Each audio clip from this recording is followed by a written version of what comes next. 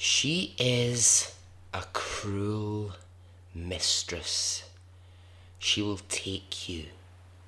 A bargain must be made with her. You have to respect the sea. She's in charge. She is a cruel mistress. The sea is a hungry dog. She will claim you, own you, and a bargain must be made. Disappearing from an island paradise. Ships arriving and ships leaving. What happens when the sea decides that your time is up? She will take you. Welcome to Extraordinary Stories Podcast.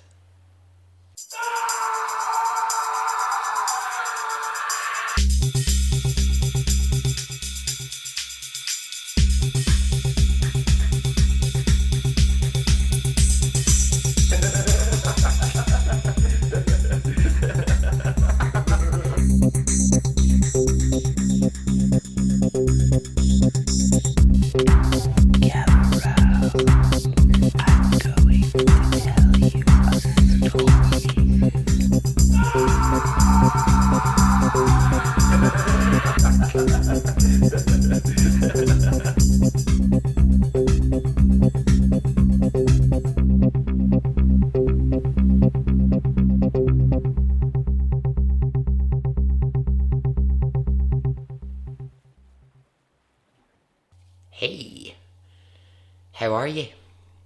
Are you well? Are you good? I am. Sorry it's been a while since there was an episode, but we're here now. I was washing my hair and I just lost track of time. So, here we are.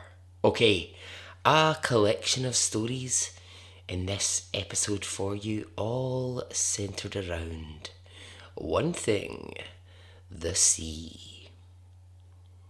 Are you ready?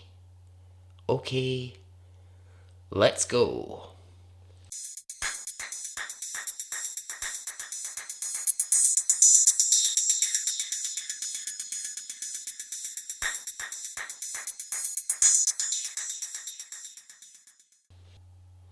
Okay, so you are in the back of a taxi, right? And what happens in the back of a taxi? Well, lots of things. But amongst those lots of things, you find things, don't you?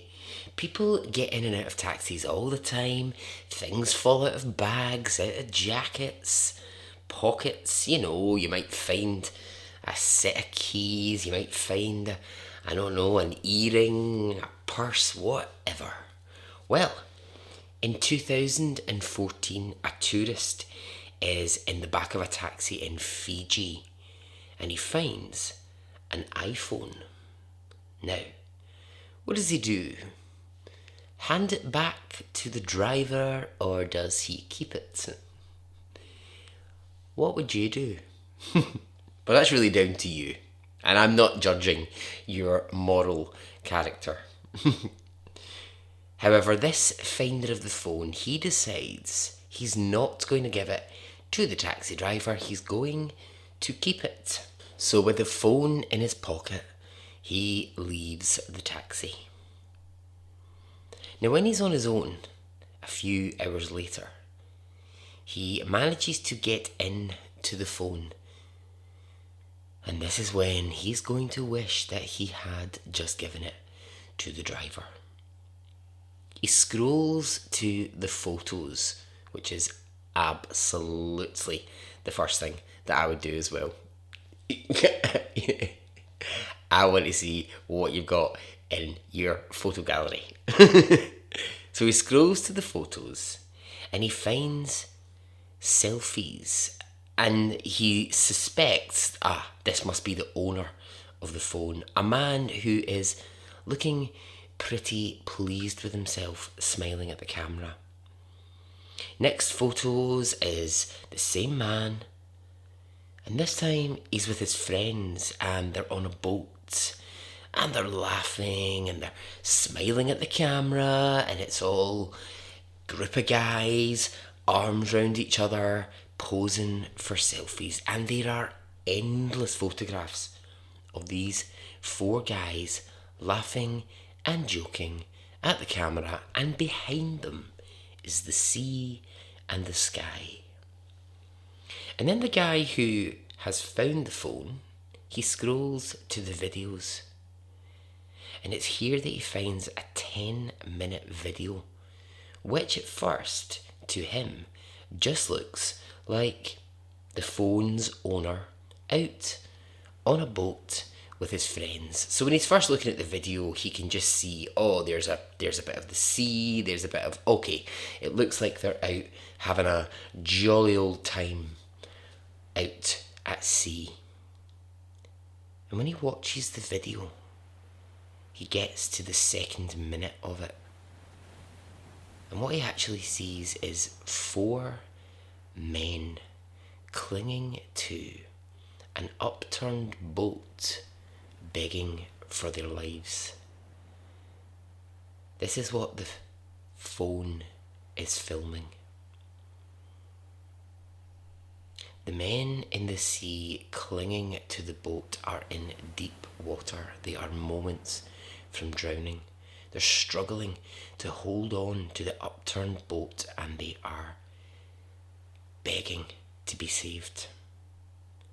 They're looking towards the camera, filming them, and they are asking to be saved.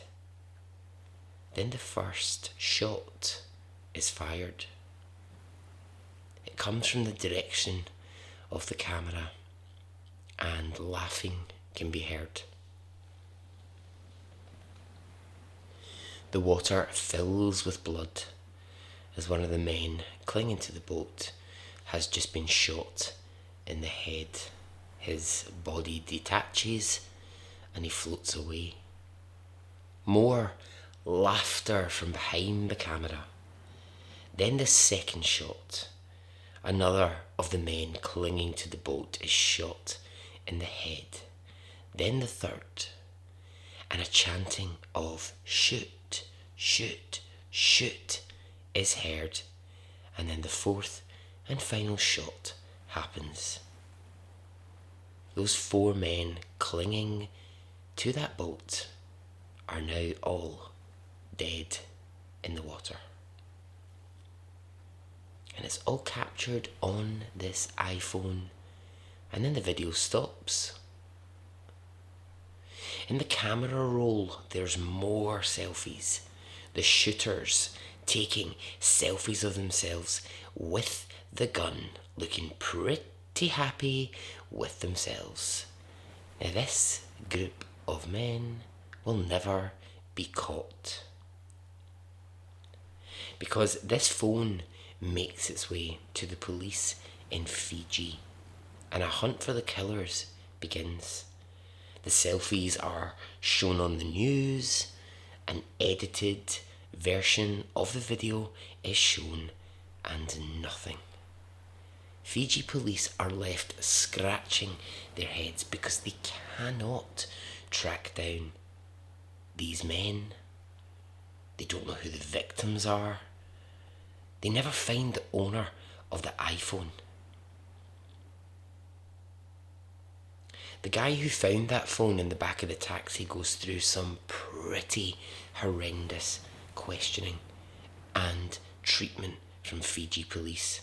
And all the time he's swearing, I just found this in the back of a taxi. I swear to God, I haven't got anything to do with it. Why would I hand it in if I did? Eventually he's released from questioning, and the Fiji police decide that they have to drop this case. The four bodies are left to rot in the sea. Ah, the sea.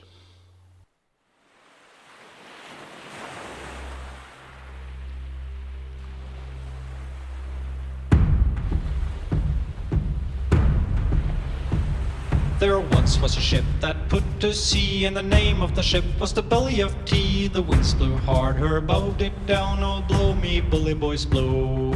Soon may the wellerman come to bring us sugar and tea and rum. One day when the tonguing is done, we'll take our leave and go. She had not been 2 weeks from shore when down on her a right whale bore. The captain called all hands and swore he'd take that whale in tow. Soon may the wellerman come to bring us sugar and tea and rum. One day when the tonguing is done, we'll take our leave. There are certain things, as a spider, a ghost, the income tax, gout, an umbrella for 3, that I hate. But the thing I hate the most is a thing they call the sea. Pour some salt water over the floor. Ugly, I'm sure you'll allow it to be. Suppose it's extended a mile or more, that's very like the sea. Beat a dog till it howls outright. Cruel, but all very well for a spree. Suppose that he did so day and night. That would be like the sea.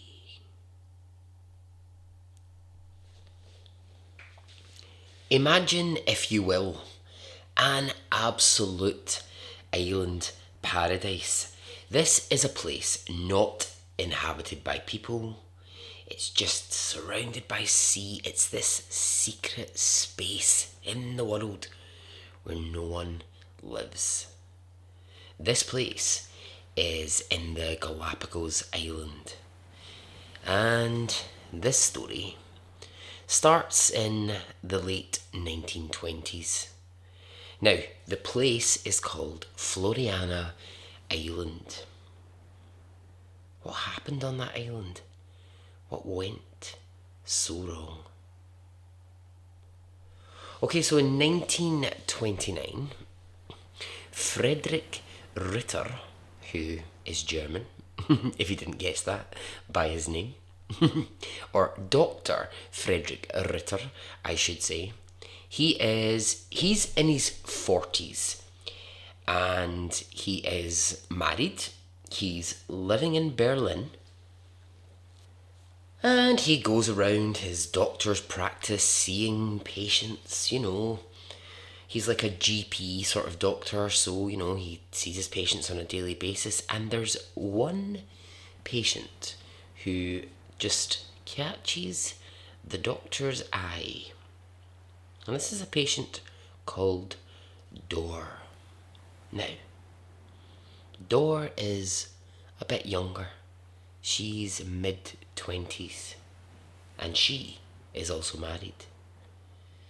Now, when the doctor begins to express that he might have some feelings for Dor, she says she feels the same. She reciprocates these feelings, and so now they have a situation where they both have to leave their spouses.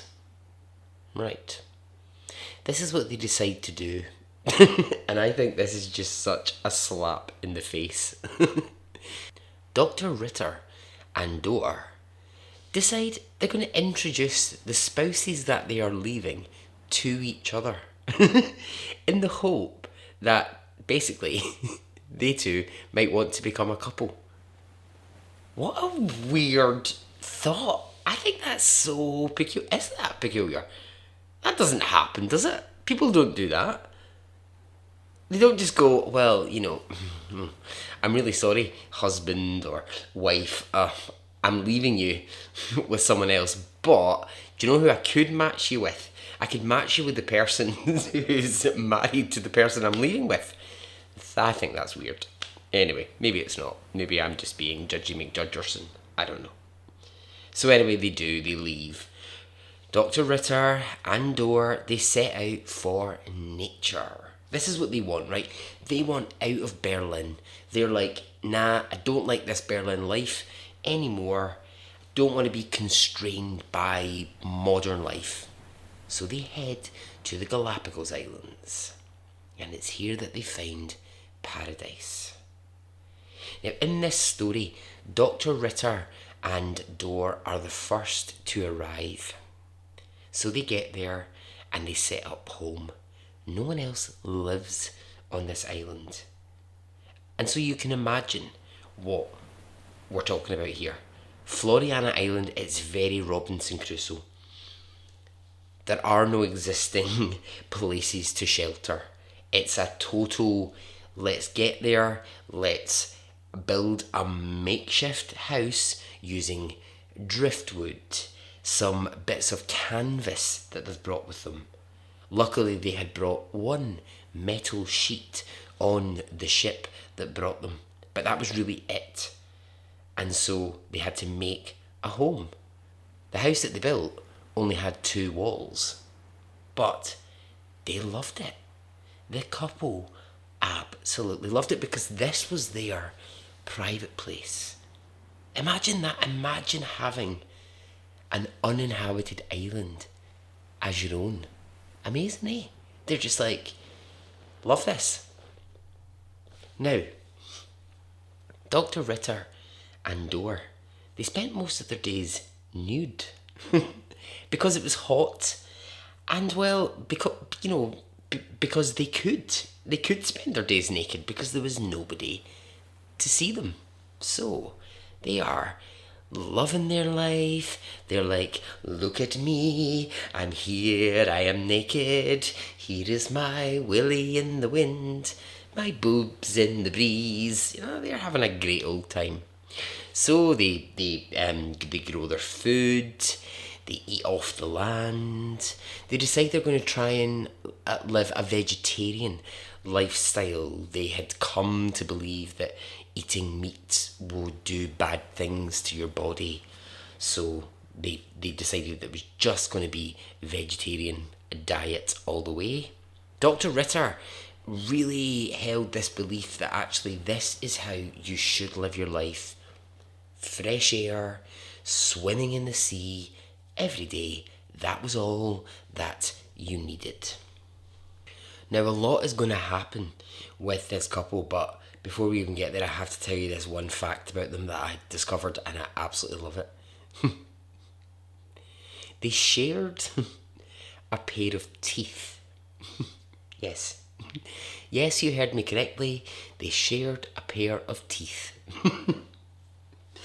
Before they had come to Floriana Island, Dr. Ritter had thought, we're not going to be able to get any dental work done. So what we're going to have to do is get our teeth removed. So that's what he did. He had all of his teeth pulled out. And he got himself a set of dentures. Now, back in those days, it was like metal. It was like metal dentures. Dor didn't quite want all of her teeth ripped out, but actually, within a couple of months of living on the island, her teeth began to fall out. And so that's how they ended up coming to share a pair of teeth.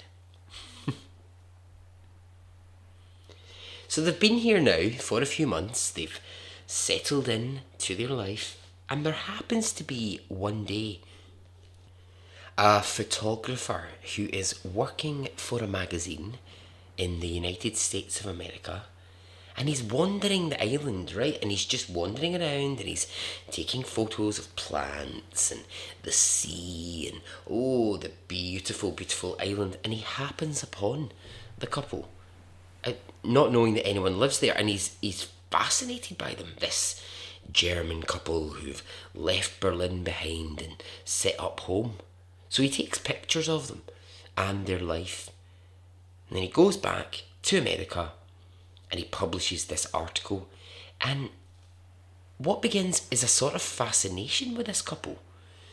Like, what weird choices they've made in their life, or seemingly weird. I don't think it's that weird, but people at the time were like, how strange that you would go to this remote island and set up life.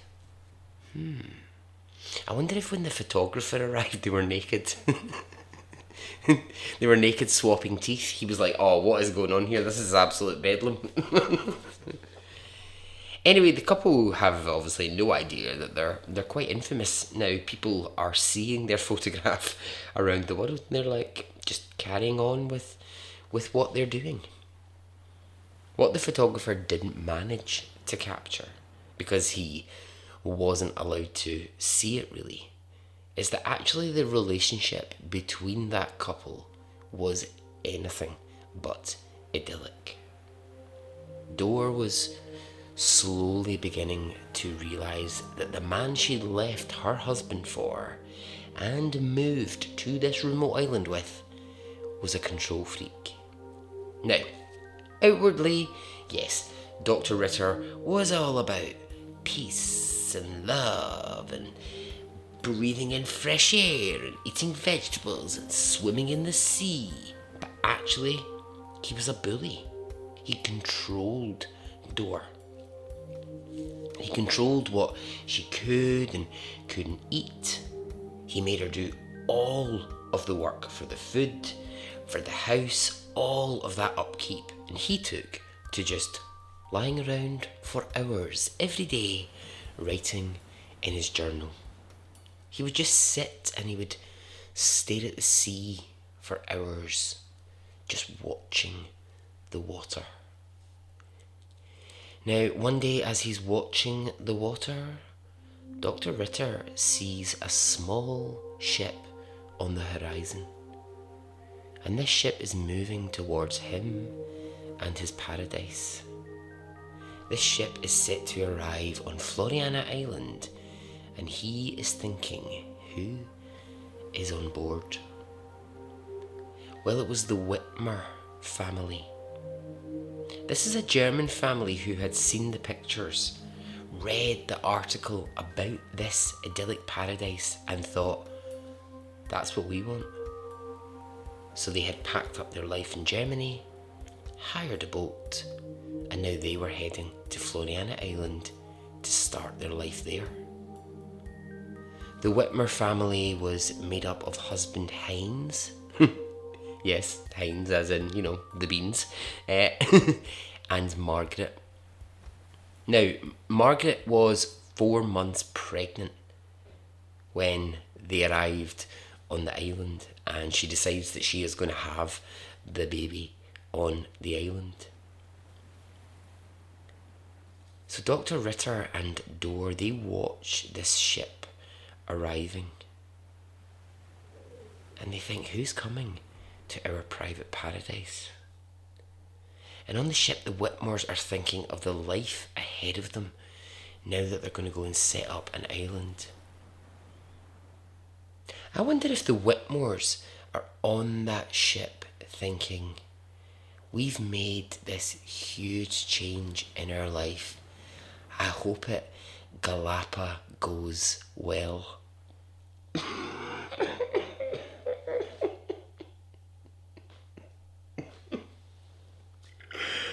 Oh my god, I'm so funny. So the ship arrives, and it's the first time these 4 adults will meet. And at first it's fine. The Ritters feel a sort of ownership of the island, but they're careful to make Margaret and Heinz feel welcome.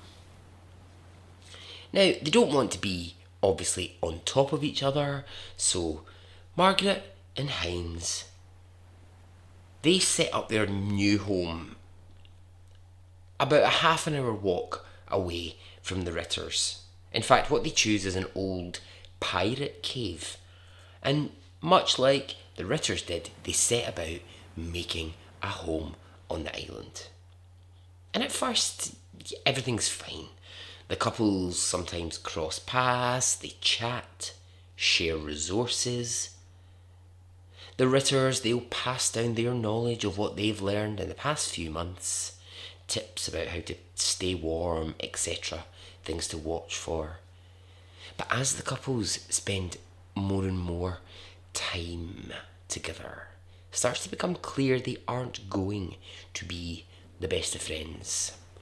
You see, I imagined, right, I thought with these like couples on it, it might be all like dinners together and, you know,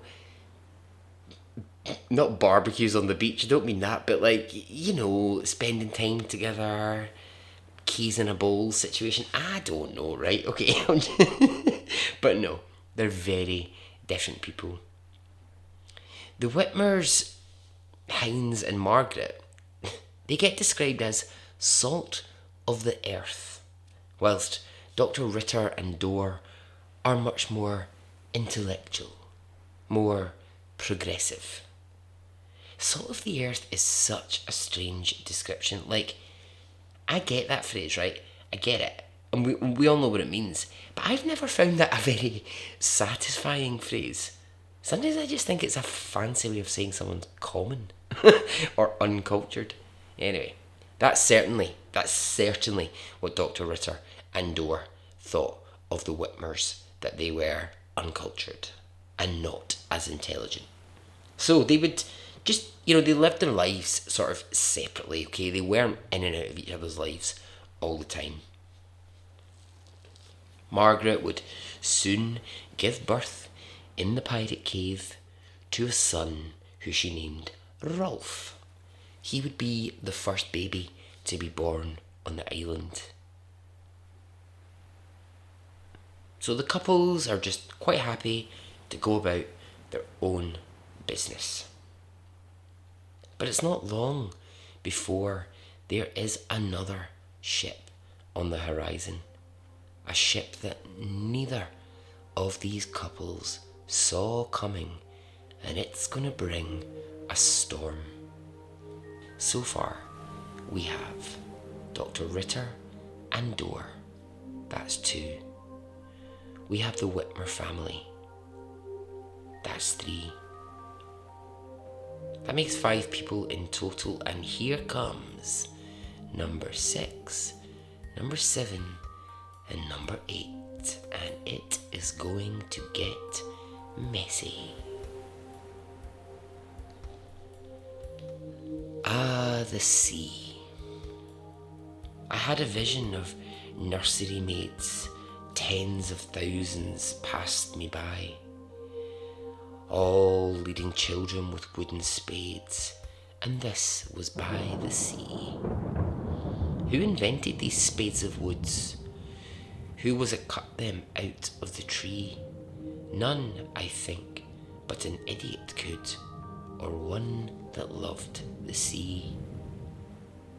It is pleasant and dreamy, no doubt, to float, with thoughts as boundless and souls as free.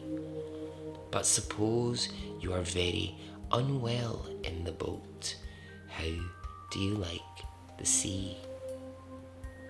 There is an insect that people avoid, whence is derived the verb to flee. Where have you been by it most annoyed? In the lodgings by the sea.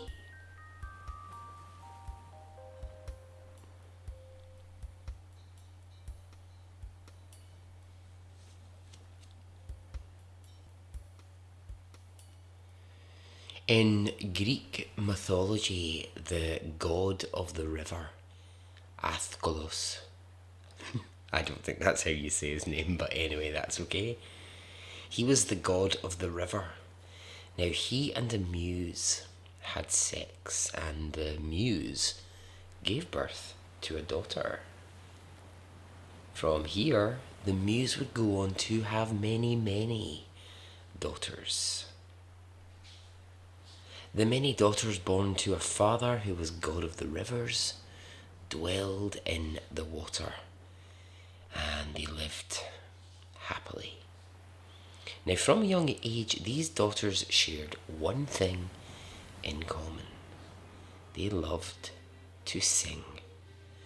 All of the daughters were born with beautiful singing voices like nothing heard before. Now, I get this. I get this because I have been born with the same gift. So yeah, I totally understand where they're coming from. When these daughters grew up into adult women, they took their residence on 3 small rocky islands, and they would spend their days sitting upon the rocks, singing. Their singing was so enchanting, so enticing, that it lured sailors from passing ships to their death. Ships would set sail, and before long sailors would hear the singing, and no matter how hard they tried, they would be drawn to the rocks upon which the sirens sat. And as their ships got close, they would crash into the rocks and die. No one quite knows why luring men to their death was what the sirens wanted, but it was certainly what they achieved.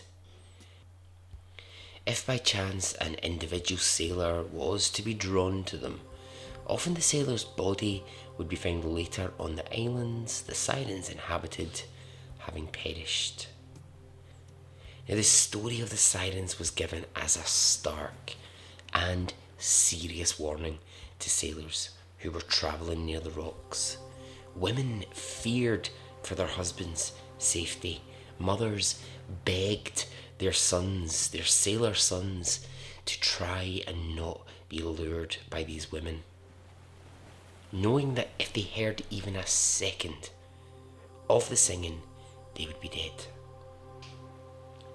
As the panic grew and people feared for their safety, it was determined that if the Greeks wanted the sirens gone, the only way they could do it was to have a ship successfully sail by them without death. In Homer's The Odyssey, the hero Odysseus is captain of the ship, and he has to lead many sailors past the sirens, and so he creates a plan. He makes the sailors put wax in their ears so that they'll not be able to hear the singing. But the plan for himself is much more involved. He orders his sailors to tie him to the mast of the ship with ropes and to keep hold of those ropes. As they pass the sirens, the singing begins, and Odysseus orders the sailors to pull the ropes around him as tightly as possible. He is fighting the urge to steer the ship towards the sirens, towards the singing, but the men pull on the ropes tight. And this is the first ship to safely sail by the sirens. At this, the sirens transform into rocks, and no sailor is ever in danger of being lured by them again. Whenever a ship hits some bad rocks and people upon that ship are injured or death occurs, sailors, even now, will say it's the work of the sirens. Okay, so back to Floriana Island. What about that ship that's heading in? The one that the Ritters and the Whitmers are watching? Well, there are 3 people getting off this ship. First came 2 men and then a female. Now the men, let's deal with them first. Okay, Robert and Rudolph were their names. and they were both in their late 20s. The woman was, wait for this name, Eloise Verborn de Wagner Busquet. What a name! Love that. Or, as she called herself, the Baroness. This was a title that she had given to herself, and this is how she was known. The Baroness. So what about these three then? What's their story? Well, they are what we would now call a throuple. I think that's the term. They're in a relationship. They're a couple-y threesome relationship is what they are. You see, the Baroness she couldn't just have one boyfriend at a time. She wanted two. So then that's what she's got. And Robert and Rudolph, hey, they're quite happy with this setup. They're okay being a threesome. Now, when I'm saying Baroness, right, don't be getting a picture of some like old stuffy, what's her name? Maggie Smith from like Downton Abbey, Baronessy. I don't know if she's a Baroness. I've never seen Downton Abbey, but that. Don't get that idea. These three, the Baroness, Robert, and Rudolph, they are sexy beasts. All three of them are gorgeous. The Baroness is this like 28-year-old beautiful woman, very open, very proud of her sexuality and her love of men. Good for her. Well, it's good for her, but it's not really going to be great for all the people who live on this island. Now, the Baroness, Robert and Rudolph, they arrive to Floriana Island in 1932, and that's 2 years after Dr. Ritter and Dorr first set up home, and 1 year after the Whitmores come here. Now, how did they get there? Well, you see, the Baroness had seen an article published in Germany about living in the Galapagos, and when she saw this, she saw not only a chance to go and live on this island in its paradise, she saw an opportunity. The Baroness didn't just want to move there to live off the land. No, she wanted to build a hotel. Moving there with her two boyfriends, that was a business move. She was going to start making this idyllic paradise a tourist destination. Now, let's imagine for a minute you're either the Ritters or the Whitmores. When you get that information, you're going to be like, no chance. No chance are you turning our home into a tourist destination. That's exactly how they felt. What they felt like was that they had been hijacked by the arrival of these three.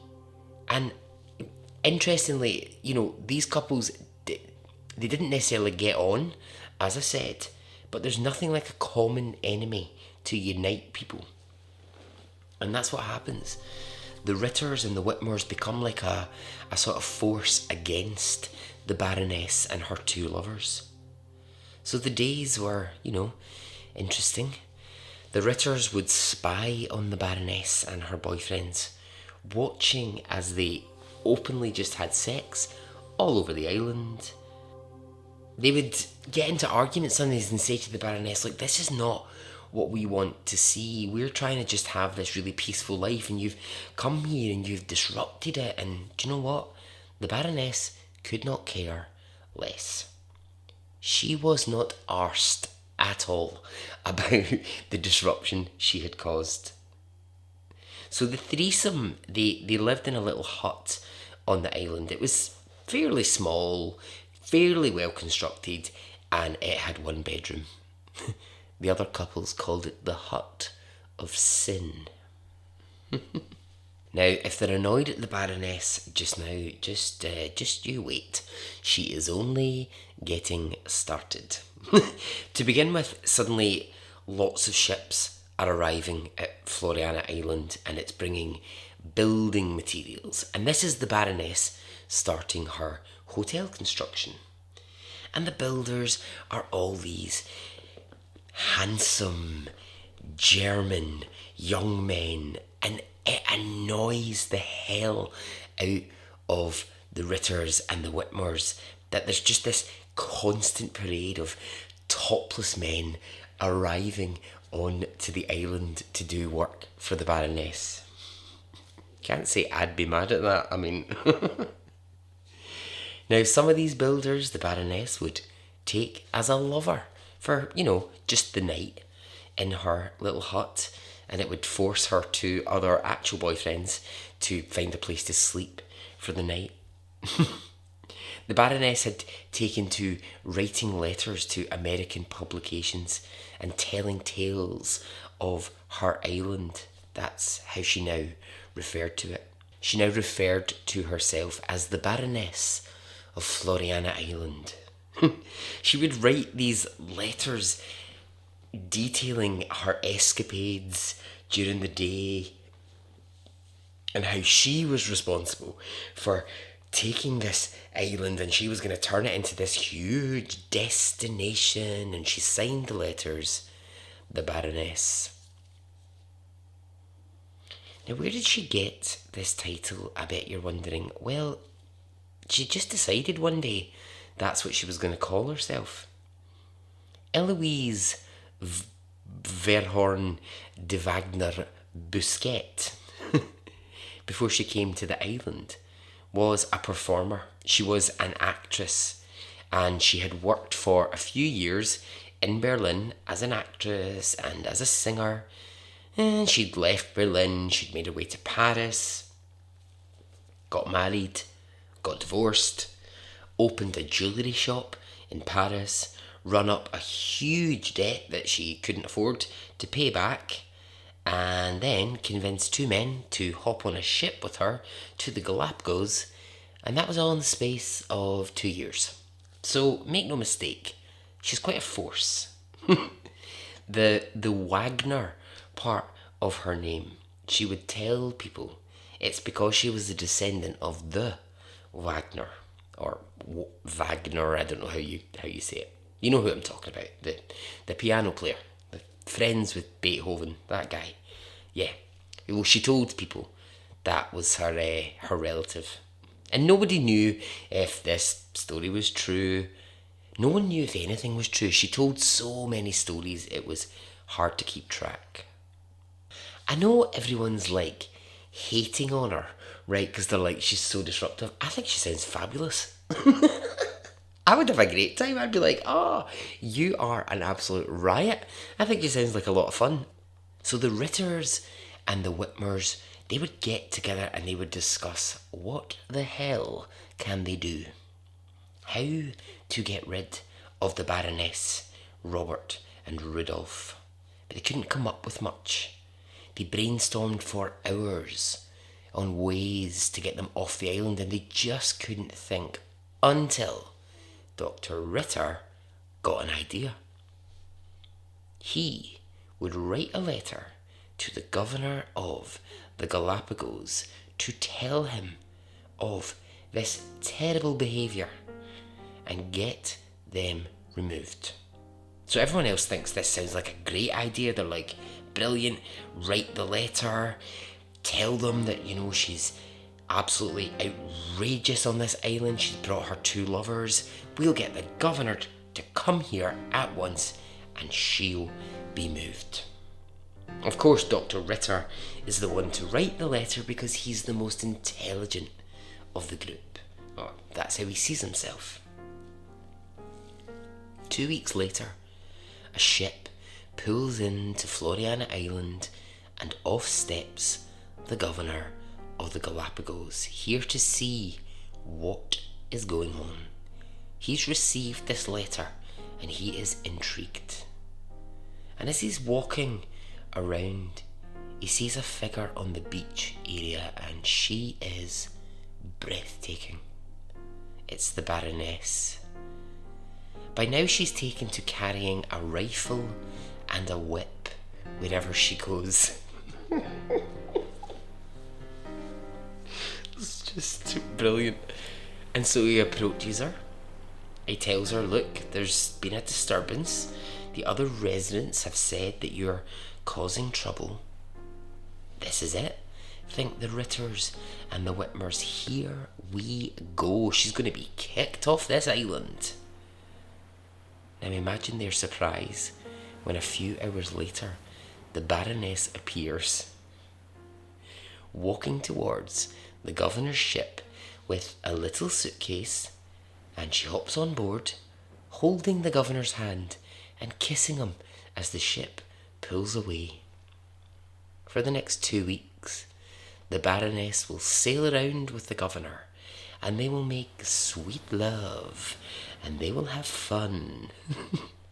And when she returns to the island 2 weeks later, she tells the residents the governor has granted her permission to take 6 square miles of the island to herself to build her hotel. Oh, and one more thing. He has encouraged her to change her name from the Baroness. She will now be known as the Empress of Floriana. And so she sets about writing letters. She starts inviting friends from Germany to come and see her, make their home on the island. She takes to standing with her rifle and her whip by the water, and she shoots the rifle so that any passing ship will take notice of her. And she brings these sailors on to the land, standing there in her tiny bikini, and she takes these sailors as her lovers, especially American sailors. She absolutely loved them. And if any ship was passing by, she made sure they stopped, came onto the island, and spent a few hours with her in the hut. The whole time this is going on, right, all I can imagine, all that I can hear in my head when I picture this is, it was an itsy bitsy teeny weeny yellow polka dot bikini that you wore for the first time today. Hey, that's all I can hear in my head. By now, the Ritters and the Whitmers are beyond angry with her behaviour, but it's Dr. Ritter who's got the most hatred for her. He's just like, look, 3 years ago I set foot here with an idea of what this was going to be like, and she's turning it into hell. To make matters worse, the Empress was up to some pretty scheming and manipulative things with the mail that was being sent out from the island. The written letters that everyone else on the island was writing, to people back home. What they didn't know is that she was watching the mailbox religiously. She was looking for any letter that was leaving the island, and here's what she would do. She would take the letter, she would read it, she would rewrite it, put it in a new envelope, and send it off. So just exactly what was she writing? Well, she was, let's take, for example, one of Dr. Ritter's letters. She was taking it and she was changing it to be all about her. She was making herself the star of each and every letter. She wrote wild stories, things that were not happening on the island, but that made her sound fantastic. That was what went out. And of course, after a couple of months, the Ritters and the Whitmores are like, hang on, how come every letter that we get back keeps asking questions about the Empress? We're not mentioning her in the letters that we're sending. So how the hell are people asking questions back? And actually, it's because she was rewriting all their letters. Journalists arrive to try and take some photos of the Empress and her lovers. And when Dr. Ritter tries to make his way towards the journalists and talk to them, the Empress fires her gun at him, narrowly missing his leg. It's a warning. This is my island, and I will be the only person talking to journalists. So back off. So the view of the island now is just completely through her lens. And of course, if that's what's going out, it just makes people want to visit. More and more sailors are coming by. They have heard there is a sexy empress who offers sex to passing sailors. And so, of course, they come to visit. She sends letters out telling people that she has 20 servants on the island and that they do everything for her because her time is taking up ruling over the island and its inhabitants. All just complete nonsense. Not much is actually going on at this point with the construction of her hotel. It's sort of stopped because she's too busy really with her relationships.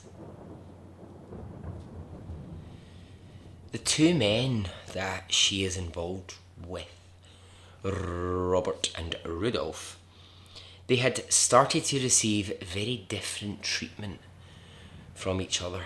The Empress was much more interested in Robert than she was in Rudolph. Rudolph would actually often come to the Ritter's home or the Whitmers asking for a place to sleep because the Empress and Robert had begun to treat him really badly. You know that phrase, two's company, three's a crowd? Well, I think that's might be what we're seeing here. Rudolph would tell the other couples that the Empress and Robert would actually hit him.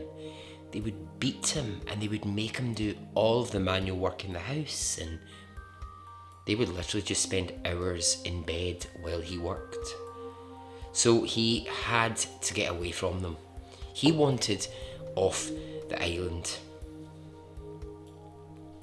Rudolph decided, I just need to get away from the Empress. He confided in the Ritters that he thought she was dangerous.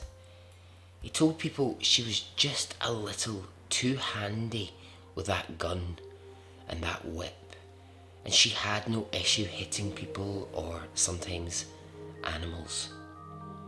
Time after time, he would return back only to find himself being bullied and being beaten again. So while this is happening, things between Dr. Ritter and Dorr are no better. Now, you might remember I said they had a difficult relationship, and things just got worse. Dorr had essentially become Dr. Ritter's slave, and her body was crying out for medical attention, and he just didn't care. He just made her work. What she didn't know, and this just is, I just think this is so awful. Dr. Ritter had actually written a letter to his wife, the wife that he had left behind when he came to the island, and asked her to come to the island with him. What Dr. Ritter wants is to swap Dorr for his original wife. What a cheeky bastard. That doesn't happen. The wife gets the letter. She doesn't come to the island. And Dorr never knows that letter was sent. So really the only couple that are happy here are the Whitmers, Margaret and Hines. They would have a second baby on the island, this time a girl. But a series of dark clouds are about to be cast over this island and create a mystery. The Empress and Robert make a decision that no one sees coming. They're leaving Floriana for good. Their plans to build the hotel are scrapped, and they're going back to Europe. They don't want to live on this island anymore, and that is incredible news. Everyone else is delighted to hear this. They tell the others that they're going to wait for a ship to collect them, and it's going to take them to Tahiti. They will spend a month holidaying in Tahiti, and then they will go to Berlin. Preparing for life to go back to some kind of normality, Margaret Whitmore is preparing for bed one night. And this is not long after the Empress has announced that she's leaving, when Margaret hears a sound, a blood-curdling scream coming from somewhere on the island. She doesn't know where it's come from, and that night she goes to sleep thinking about that scream. 2 days later, Rudolph is at their house, and he's carrying planks of wood, and he's asking the Whitmores if they would like to buy any of this. This is bits of the Empress's house. He started to deconstruct it, and he's selling off the bits to anyone who wants them. The Whitmores note he seems to be in a hurry. They buy some bits of wood, and off Rudolph goes. He does the exact same with the Ritters. He brings them the roof and he says, "Do you want it?" They do. He needs the money. He tells the Ritters he has to get off this island, and he has to do it fast. By now the Empress and Robert have left for Tahiti, and good riddance. Thinking, right, well, that's them gone, Margaret Whitmore decides to go to the now almost demolished Empress's house, just to look and see if anything's been left behind. And what she's really surprised to find is that the Empress has left behind what looks like all of her worldly belongings. Odd, thinks Margaret. Why wouldn't she take some of her most personal belongings if she was leaving for good? Now she decides not to linger for too long on the thought, but she is curious. The next day, thinking about it, Margaret goes to the port where the ships come and go off of the island, and she goes there to ask about the ship that left for Tahiti. And from the man in charge of the port, she gets a blank look. There was no ship that left for Tahiti, not that he knows of.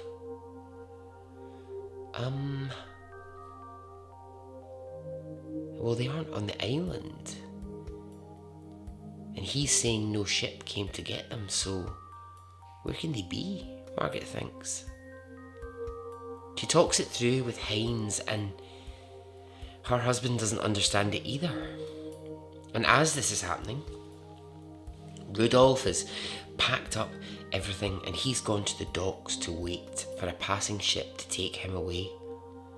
Nothing comes. And after 2 weeks of waiting, 2 bloody weeks of waiting, he sees a fisherman, and he begs the fisherman to take him with him when he goes. And now the fisherman says, "Well, look, I'm not sure because I think there's a storm on the way, and I don't really like the risk. I was hoping to kind of stay on the island for a couple of weeks while the storm passed." Rudolph says, "Look, I will give you all the money and all the possessions that I have if you can get me away from here." And the fisherman agrees. So they set off in the boat, and that storm that the fisherman predicted arrives, and it's bad. The Ritters and the Whitmores, who had by now actually become quite fond of Rudolph, they felt quite sorry for Rudolph because he'd been so bullied by the Empress and Robert. They wait for him to send a letter saying that he's arrived somewhere safely and that he's setting up home, but that letter never comes. In fact, there is no sight, sound of Rudolph or the fisherman. As Margaret Whitmore prepares for bed on a separate evening, she hears a loud banging on her door. She opens it to find Dor asking for help. Dr. Ritter has fallen very unwell and Dor needs help. When Heinz and Margaret arrive, they see that Dr. Ritter is in a terrible state. He's close to death. Now, they're thinking, this is bizarre. We saw him just days ago and he was fine. But Dor tells them he has food poisoning. They had decided to eat some chicken and Dor thinks this is what's given him it. This has poisoned him. Well, when was this? Asks Heinz. 2 days ago. And he immediately fell unwell. So the next question is, why did Dor wait 2 days? Heinz and Margaret are very keen to know. Why did she wait 2 days to get any help? Dor says, I thought he would just recover. And then Margaret asks, did you eat the chicken as well? And Dor says, yeah, I did. But as soon as I saw that it made him unwell, I just made myself sick, and that seemed to help. Heinz and Margaret do not know what to make of this. And the following day, Dr. Ritter dies.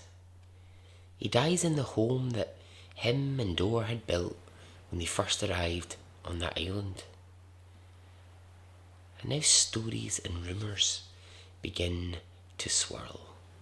In just 2 weeks, the Empress and Robert have vanished into thin air. Rudolph, who was in a desperate hurry to get off the island, is nowhere to be seen. And now Dr. Ritter is dead. A detective is sent to the island. Now, Margaret Whitmore will do her best to piece all the bits together to the detective. So she talks about the scream, the ship to Tahiti that never arrived, Rudolph being in a hurry, and then the silence from him, the food poisoning, the waiting days to get help. The island is searched, and it is searched for days. Are there bodies buried on Floriana Island, is what detectives are asking. Now this investigation, it goes far and wide. We start to wonder, have the Empress and Robert maybe set up homes somewhere under new identities? But they are just never seen again. A year passes with nothing happening in the investigation. And then the body of Rudolph and the fisherman are discovered. The boat had hit some rocks not too far from Floriana Island, and the men had perished. By this time, Dor had left the island. Now that Dr. Ritter was dead, she had gone back to Berlin, swearing that now she was free of Dr. Ritter, she would never set foot in that place again. And this left just one family, the Whitmores. Despite everything that happened, they stayed. Heinz would live into his 70s and he would die leaving Margaret as the only person from the original gang who was there. She became very, very wealthy. She would actually go on to open the hotel that the Empress tried to open and never managed to. Her son, Rolf, he would become the CEO of a cruise company who organised cruises round the Galapagos. Margaret died in 2000 and she was buried on the island. But what Oh, what of the Empress and her lover? Well, we'll never know because police just dropped the investigation. They could never find enough to piece this together to any sort of case, so it was dropped. Did Rudolph, in a rage, kill the Empress and Robert? Is that why he wanted off the island so badly? Did Dor poison Dr. Ritter after years of abuse? Well, we'll never know. But we can say this. The 100 people who live on that island today have the exact same questions. Ah, the sea.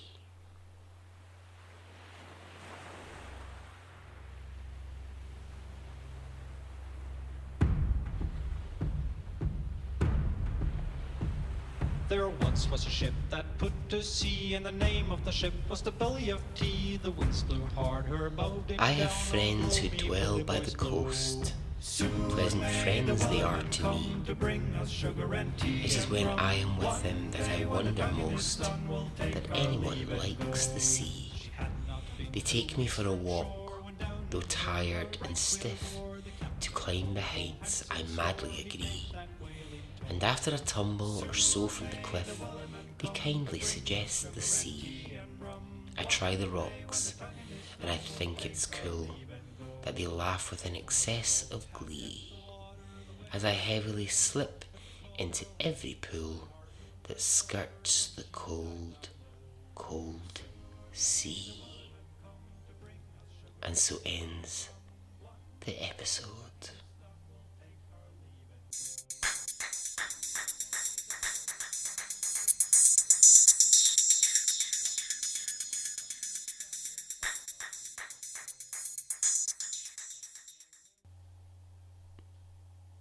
Okay, there you go. What a bonkers set of stories. I have to tell you about a wonderful podcast that I think you should be listening to. It's by the very talented, the very fabulous Tara Saraban. It's new. It's called World's Dumbest Criminals. And in a minute I'll play a promo from World's Dumbest Criminals. I think you should listen to this because it's very funny. It's very good.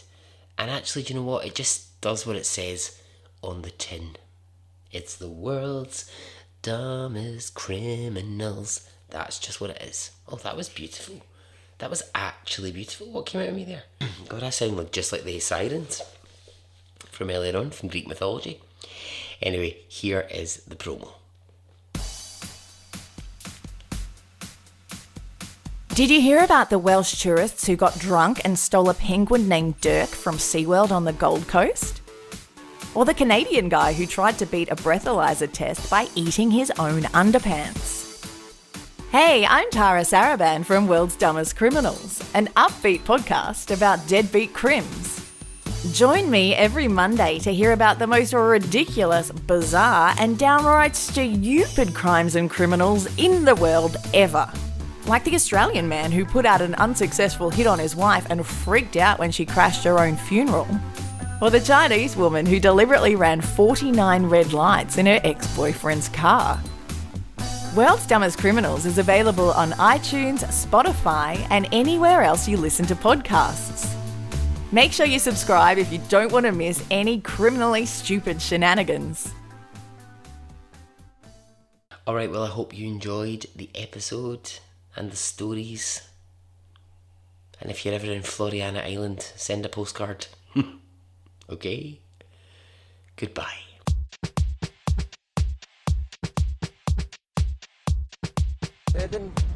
It didn't affect me really one way or the other.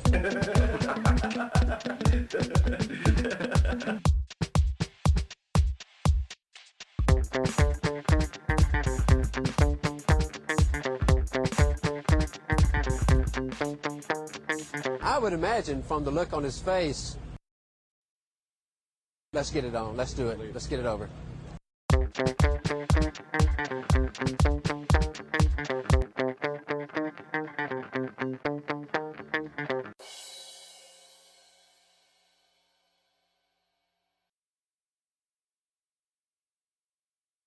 Let's get it on. Let's do it. Let's get it over.